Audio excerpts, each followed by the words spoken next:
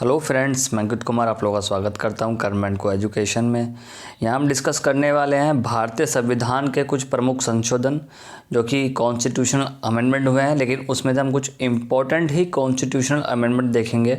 हालांकि बहुत सारे कॉन्स्टिट्यूशन अमेंडमेंट हो चुके हैं। जो करंट की न्यूज़ है इसको मैं कोशिश करूँगा 2 पार्ट में बनाने की। जो करंट में कॉन्स्टिट्यूशन अमेंडमेंट हुए हैं उनको भी हम देखेंगे और जो पुराने कॉन्स्टिट्यूशन अमेंडमेंट हुए हैं वो भी हम देखेंगे। तो चलिए शुरू करते हैं। पहला जो कॉन्स्टिट्यूशन अमेंडमेंट है यानी कि पहला जो संशोधन हुआ था वो हुआ था 1951 में। 1951 में जब ये संशोधन किया गया तो इस संशोधन द्वारा 9वीं अनुसूची को शामिल किया गया, यानी कि 9th शेड्यूल जोड़ा गया था। ये 9th शेड्यूल कहाँ जोड़ा गया था? 9th शेड्यूल जोड़ा गया था हमारे जो शेड्यूल की लिस्ट है उसके अंदर। क्योंकि अगर आपको पता हो जब हमारा कॉन्स्टिट्यूशन बना था तो उसमें पहले 8 शेड्यूल आते थे। 8 शेड्यूल के ऊपर हमारी वीडियो अलग से बनी हुई है, तो एक बार आप उसे देख लीजिएगा गवर्नमेंट को चैनल में जा करके। तो अंकित कुमार करके वहाँ पे एक प्ले लिस्ट है पॉलिटी की, उसमें आप जाएंगे तो वहाँ पर आपको शेड्यूल की लिस्ट दिखाई दे जाएगी। तो 9वीं जो शेड्यूल जोड़ा गया 1951 में जोड़ा गया। ये शेड्यूल बेसिकली लाया गया किसके लिए? लैंड रिफॉर्म्स के लिए, यानी कि भूमि अधिग्रहण को लेकर के 9वां शेड्यूल जोड़ा गया। अगला जो कॉन्स्टिट्यूशन अमेंडमेंट हुआ ये हुआ दूसरा कॉन्स्टिट्यूशन अमेंडमेंट, और ये हुआ 1952 में, यानी कि 1952 में किया गया। यहाँ पे बात की गई संसद में राज्यों के प्रतिनिधित्व को लेकर के निर्धारित किया गया क्या उनका दायित्व, उनकी सीटें एक प्रकार से। तो जो संसद है हमारी उसमें क्या था, जो राज्य हैं उनकी बात की गई भी राज्यों को कितना प्रतिनिधित्व होना चाहिए, जो हमारी राज्यसभा है उसको लेकर के बातचीत की गई। अगला है 7वां संशोधन। देखो दूसरे के बाद में सीधा 7वें पे आ गया क्योंकि इसके बीच में काफ़ी सारे संशोधन हुए, यानी कि तीसरा, चौथा, 5वां। उनको मैं डिस्कस नहीं कर रहा क्योंकि वो एग्ज़ाम पॉइंट ऑफ व्यू से इतने इंपॉर्टेंट नहीं है, और हम यहाँ पे केवल एग्ज़ाम में जो इंपॉर्टेंट है वही बात डिस्कस करेंगे। तो 7वां संशोधन हुआ, उसमें क्या हुआ, इसके द्वारा राज्य को अ, ब, स और द इन वर्गों में विभाजन कर समाप्त कर दिया गया। ठीक है, उन्हें 14 राज्यों और 6 केंद्र शासित प्रदेशों में विभक्त किया गया। अब एक बात देख लो कि जो 14 राज्य बनाए गए कैसे बनाए गए कि जो हमारा संशोधन के द्वारा क्या हुआ, राज्यों को विभाजित किया गया। अ, ब, स और द 4 वर्ग बना दिए गए, और 4 वर्ग में जो विभाजन किया गया उनमें 14 राज्य बने और 6 केंद्र शासित प्रदेश बने। कमेंट सेक्शन में बताइए कि एट प्रेजेंट जब मैं वीडियो रिकॉर्ड कर रहा हूँ तो टोटल राज्य कितने हैं और केंद्र शासित प्रदेश कौन से हैं, ये कमेंट सेक्शन में आप मुझे बताइए। आगे देखते हैं। अगला जो संविधान संशोधन हुआ वो 1961 में हुआ, जो था 10वां संविधान संशोधन। इसमें क्या किया गया, दादर और नागर हवेली को भारतीय संघ में शामिल कर लिया गया और उन्हें संघ शासित क्षेत्र बना दिया गया, यानी कि एक यूनियन टेरिटरी बना दिया गया हमारा। और जो यूनियन टेरिटरी जो होता है यानी कि संघ शासित जो प्रदेश होता है उसके ऊपर मैं स्पेशल वीडियो ऑलरेडी लेके आ चुका हूँ। आप गवर्नमेंट को चैनल में जा करके अंकित कुमार के नाम से प्लेलिस्ट सर्च करेंगे तो उसमें आपको मिल जाएगी इजीली। ठीक है, तो ध्यान रखिएगा दादर और नागर हवेली कब बनी हमारी, ये बनी आपकी 1961 में। ये बहुत इंपॉर्टेंट कॉन्स्टिट्यूशन अमेंडमेंट है। और इसी के अगले ही साल जो गोवा है, ठीक है, गोवा यानी कि 12वां संविधान संशोधन किया गया, ये किया गया गोवा और दमन और द्वीप को लेकर के। यहाँ पे क्या किया, गोवा और दमन और द्वीप को भी इंडिया में मिला लिया गया, यानी कि गोवा जो बना, गोवा और दमन और द्वीप जो बने वो 1962 में इंडिया का पार्ट बनते हैं और गोवा को एक पूर्ण राज्य का दर्जा दिया गया। लेकिन दमन और द्वीप जो है इनको संघ शासित प्रदेश का दर्जा दिया गया। इसके बाद 13वां संविधान संशोधन ये हुआ 1962 में, उस सेम वर्ष में हुआ है। इसमें क्या किया गया, एक नया अनुच्छेद जोड़ा गया। इस अनुच्छेद में क्या किया गया, ये अनुच्छेद था अनुच्छेद 371A, आर्टिकल 371A। इसमें नागालैंड को प्रशासनिक कुछ अधिकार दिए गए जिसे बोलते हैं विशेषाधिकार, एक प्रकार से विशेष प्रावधान दिए गए इसमें। क्योंकि 1 दिसंबर 1963 को नागालैंड को एक राज्य की स्थिति प्रदान कर दी गई। जैसे आपको पता होगा कि हाल ही में एक संशोधन किया गया और क्या किया गया कि धारा 370 हटाई गई, यानी कि आर्टिकल 370 जो है वो हटा दिया गया एक प्रकार से। ठीक है, अब जो धारा 370 हटाई गई तो ऐसे ही स्पेशल प्रोविज़न मिला हुआ है इसके 371 के अंतर्गत किसको, नागालैंड को, नॉर्थ ईस्ट के कुछ एरिया को। तो 1963 में नागालैंड को भी एक किसकी राज्य की दर्जा प्रदान किया गया। इसका मतलब क्या है कि 1963 से पहले जो नागालैंड था वो एक केंद्र शासित प्रदेश था। इसके बाद आता है 14वां संविधान संशोधन, ये हुआ 1963 में। इसमें क्या किया गया, जो पांडिचेरी है इसको संघ राज्य क्षेत्र के रूप में प्रथम अनुसूची में जोड़ा गया। और संघ राज्य क्षेत्र जो है उसमें आपके हिमाचल प्रदेश, गोवा, दमन और दीव और पुडुचेरी और मणिपुर, ठीक है, इसमें क्या किया गया, इनमें विधानसभाओं की स्थापना की गई, विधानसभाओं की व्यवस्था की गई। तो आप देख सकते हो 1963 में ही पुडुचेरी को इसमें जोड़ा गया, और साथ में जो हिमाचल प्रदेश है, गोवा है, दमन और दीव है, पुडुचेरी है, मणिपुर है, ठीक, इसमें विधानसभाओं की स्थापना भी की गई। 21वां संशोधन कब हुआ, ये हुआ 1967 में। इसमें 6ठी अनुसूची में सिंधी जो भाषा है उस भाषा को जोड़ा गया। आप जानते हैं कि अभी जो हमारा भाषा आती है वो 8वीं अनुसूची में आती हैं, 8 शेड्यूल में। टोटल 22 भाषा इसमें शामिल की गई हैं। इससे पहले 18 भाषाएं थी, प्लस कर दिया गया 4 भाषाओं को और, तो ऐसे मिलाकर बनती है कितनी है, 22 भाषाएं बना दी गई। तो अगर मैं बात करूं कि जो 4 भाषाएं और जो जोड़ी गई हैं वो कौन कौन सी 4 भाषाएं, वो हैं बोडो, संथाली, मैथिली और डोगरी। ये 4 भाषाएं अलग से जोड़ी गई हैं, अभी जोड़ी गई, लेटेस्ट जुड़ने वाली यही भाषा है, तो उनको याद रखिएगा। अगला है 22वां संविधान संशोधन जो हुआ 1968 में।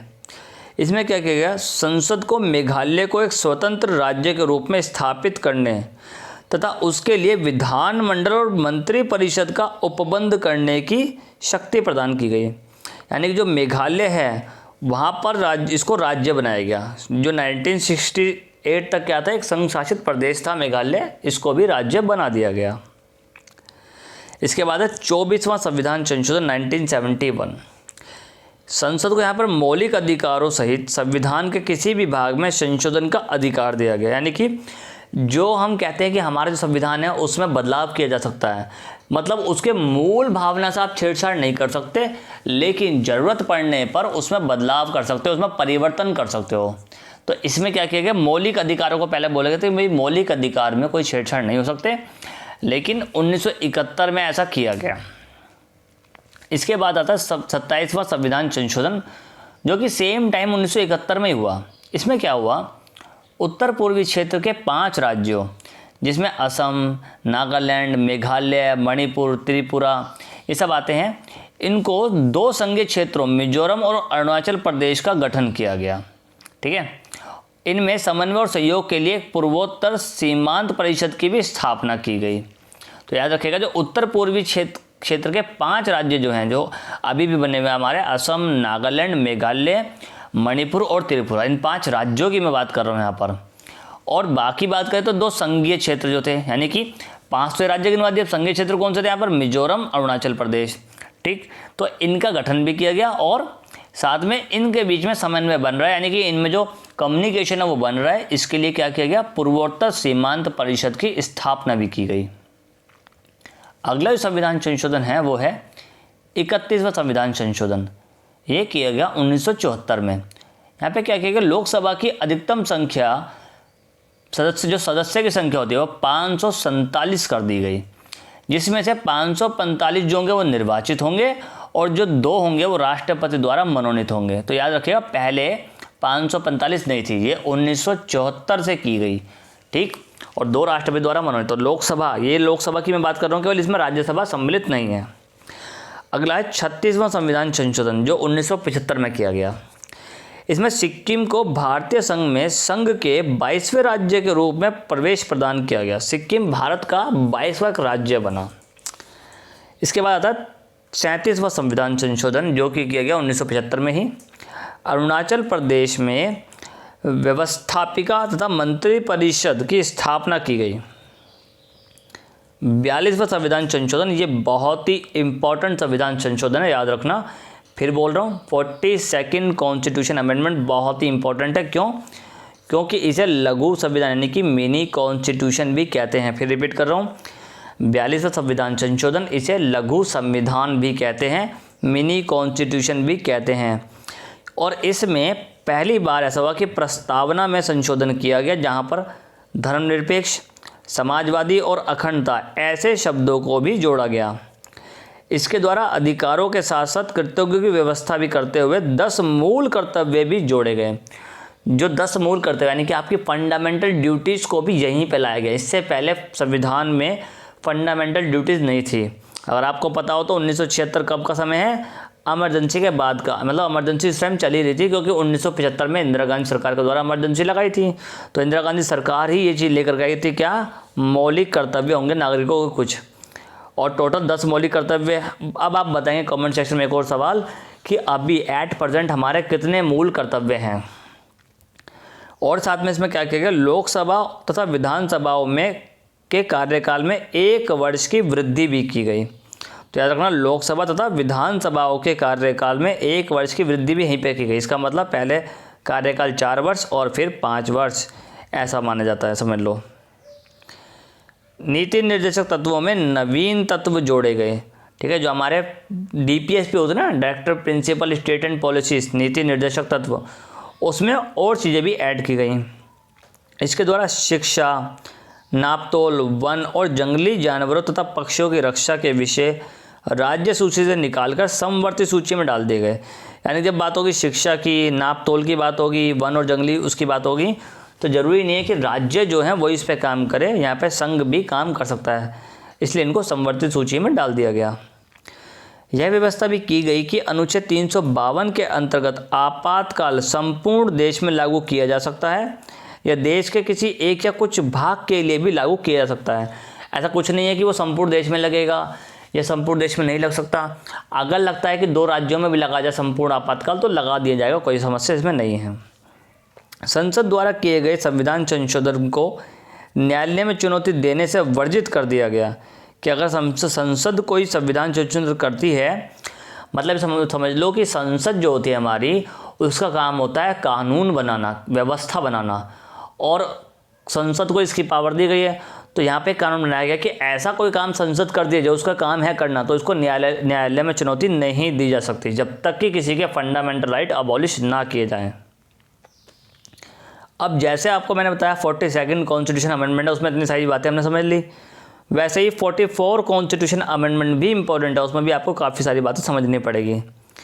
यहाँ पे क्या किया गया, संपत्ति के मूल अधिकार को समाप्त करके उसे विधिक अधिकार बना दिया गया और लोकसभा तथा राज्य विधानसभाओं की अवधि फिर से बढ़ा करके 5 वर्ष कर दी गई। यानी कि आपने देखा होगा कि जो 1976 में कम कर दी गई थी वो फिर से बढ़ा करके 5 साल कर दी गई, ये याद रखना। ठीक है, राष्ट्रपति, उपराष्ट्रपति, प्रधानमंत्री और लोकसभा अध्यक्ष के चुनाव विवादों की सुनवाई का अधिकार पुनः सर्वोच्च न्यायालय तथा उच्च न्यायालय को ही दिया गया कि अगर इनमें कोई प्रॉब्लम होती है तो वापस से ये अधिकार सर्वोच्च न्यायालय को दिया गया कि वो इसमें कार्रवाई कर सकता है। मंत्रिमंडल द्वारा राष्ट्रपति को जो भी परामर्श दिया जाएगा, राष्ट्रपति मंत्रिमंडल को उस पर दोबारा विचार करने के लिए कह सकेंगे, लेकिन पुनः विचार करने के बाद मंत्रिमंडल जो परामर्श राष्ट्रपति को देगा, राष्ट्रपति उस परामर्श को मानने के लिए बाध्य होंगे, यानी कि उन्हें वो अनिवार्यता स्वीकार करना पड़ेगा।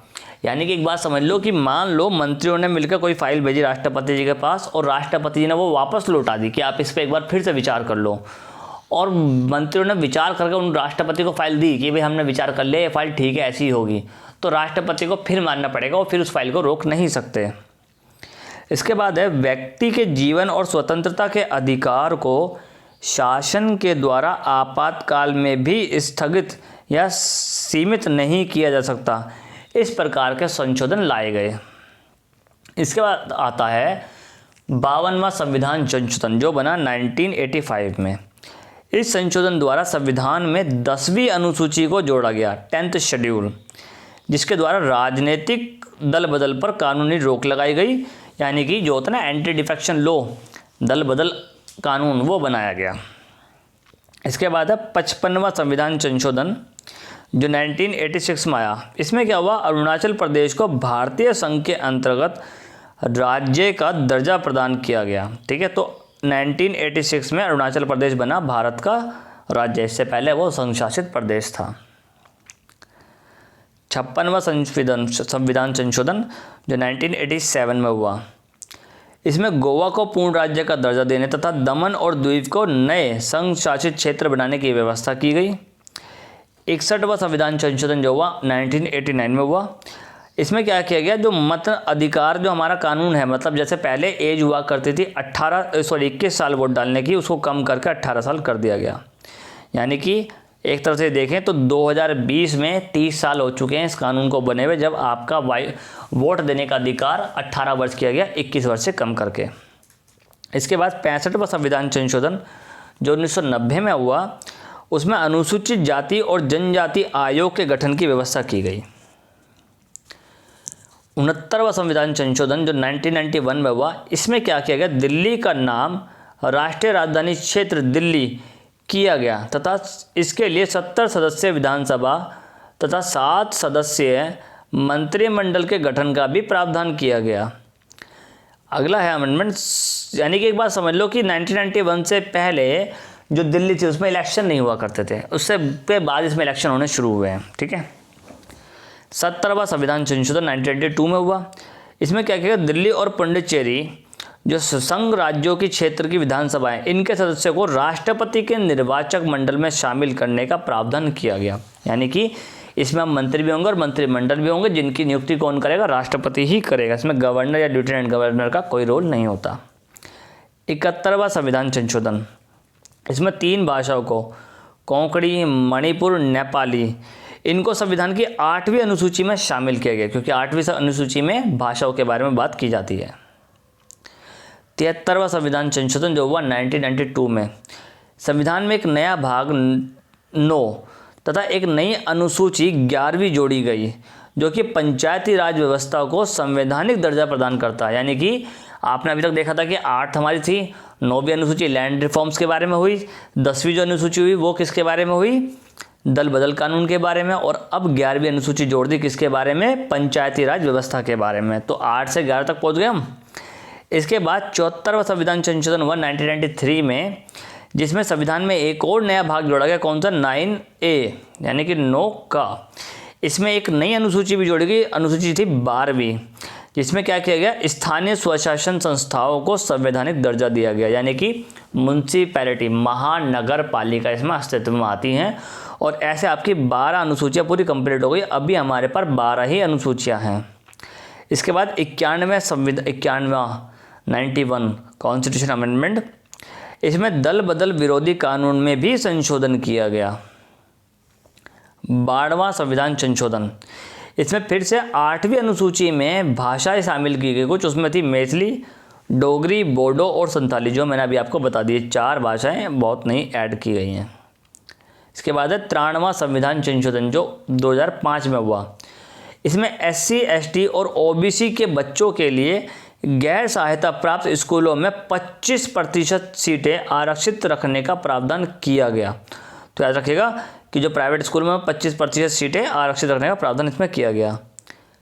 97वां संविधान संशोधन जो कि हुआ गया 2011 में, इसमें संविधान के भाग 9 में और 9 खा जोड़ा गया एक और भाग, जिसमें हर नागरिक को कोऑपरेटिव सोसाइटी के गठन का अधिकार दिया गया कि हर इंसान कोऑपरेटिव सोसाइटी गठित कर सकता है। और आपने देखा होगा कि जगह जगह पे आजकल कोऑपरेटिव सोसाइटी खुली हुई हैं। तो ये था हमारा जो भारतीय संविधान में कुछ महत्वपूर्ण इंपॉर्टेंट कॉन्स्टिट्यूशन अमेंडमेंट हुए। आई होप आपको वीडियो अच्छी लगी होगी। मिलते हैं नेक्स्ट वीडियो में, तब तक के लिए goodbye and God bless you.